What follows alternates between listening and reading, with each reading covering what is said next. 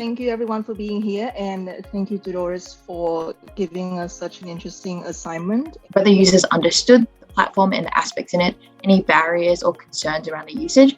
73.1% of people reported that their separation process took as long as 2 years. I focused on the business to customer audience, so spouses with children and a joint asset pool. Getting all our users come together and answer 10 simple questions. He's still struggling with co-parenting and making arrangements for his son. Christina's user journey was mapped over the entire experience of using Truced from onboarding to the last co-parenting module. He is not very practical with the financial aspect, so she will find that section a little bit harder. Who would have visual impairments and they would have difficulties while navigating through the platform. Truced can also be used as an emotional management tool. We've also noted that some of the imagery doesn't fit the tone.